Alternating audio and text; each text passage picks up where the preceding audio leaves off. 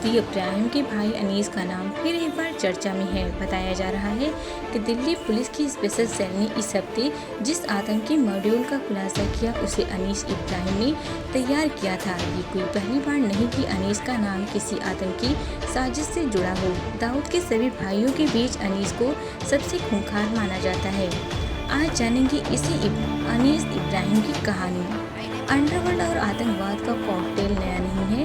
अगर किसी खुफिया एजेंसी को किसी दूसरे देश में घातपात की साजिश को अंजाम देना होता है तो सबसे पहले उस देश में सक्रिय आपराधिक गिरोह की पहचान की जाती है और ऐसे संगठनों से संपर्क किया जाता है जिनका सरकार के साथ किसी न किसी तरह का संघर्ष हो रहा है।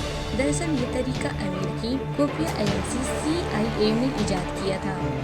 बाद में कोल्ड वार के वक्त यही CIA पाकिस्तानी खुफिया एजेंसी ISI की गुरु बन गई। CIA ने पाकिस्तानियों को पैसा भी दिया और ट्रेनिंग भी। ये CIA से सीखे गुरु का नतीजा ही था कि ISI ने भारत को दहलाने के लिए मुंबई के सबसे बड़े डॉन दाऊद इब्राहिम से संपर्क किया। दाऊद 90 के दशक की शुरुआत में दुबई में से मुंबई अपना काला कारोबार चला रहा था।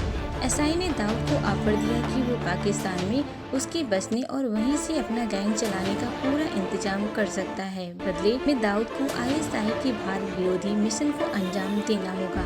दाऊद को पहला असाइनमेंट दिया गया मुंबई में बम धमाकों का। मुंबई में सोने चांदी की स्मगलिंग का दाऊद का बनाया नेटवर्क था जिसका इस्तेमाल करके 1993 में RDX मुंबई के करीब रायगढ़ की समुद्र तट पर उतारा गया। दाऊद ने इस मिशन को अंजाम तक पहुंचाने की जिम्मेदारी सौंपी अपने छोटे भाई अनीस पर। साजिश में शामिल बाकी लोगों से तालमेल का काम अनीस ने ही किया। यही वजह है कि CBI की ओर से मुंबई की टांडा अदालत में दायर बम कांड की चार्जशीट में अनीस का नाम बतौर वांटेड आरोपी दर्ज है। दाऊद इब्राहिम के कुल 6 भाई हैं, लेकिन सभी भाई उसके गिरोह के कामकाज से नहीं जुड़े हैं। दाऊद का बड़ा भाई साबिक 80 के दशक में पठान गैंग से हुए गैंगवार में मारा गया। उसका एक भाई नूर फिल्म में गाने लिखता था जिसकी कुछ साल पहले मौत हो गई। उसका एक भाई इकबाल 2003 में दुबई से डिपोर्ट करके मुंबई लाया गया और फिलहाल जेल में है। मुस्तकीम और हुमायूं नाम के बाकी 2 भाई लो प्रोफाइल थे और दाऊद के काले कारोबार से खुद को दूर रखते थे। हुमायूं की 2016 में कैंसर से कराची में मौत हो गई। इन सभी भाइयों में एक अनीस ही था जो डी कंपनी के कारोबार में दखल रखता था। दिल्ली के पूर्व पुलिस कमिश्नर नीरज कुमार ने अपनी किताब डायरी फॉर डॉन में अनीस से जुड़ा एक दिलचस्प किस्सा लिखा है। नीरज कुमार के मुताबिक दुबई में फिल्म यलगार की शूटिंग के दौरान संजय दत्त की जान पहचान अनीस इब्राहिम से हो गई थी।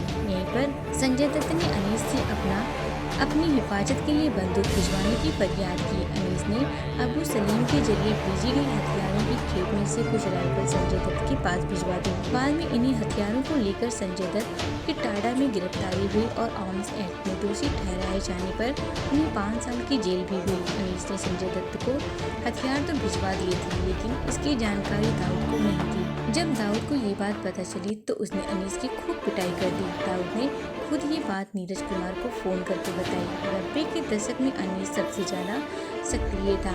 आए दिन कारोबारियों को धमकी भरे फोन उसकी ओर से किए जाते थे। सूत्रों को हथियार पहुंचाने का काम और पैसों के हिसाब रखने का काम अनीस देखता था। मुंबई में उस पर हत्या की कोशिश, जबरन उगाने और स्मगलिंग के 24 मामले दर्ज हैं।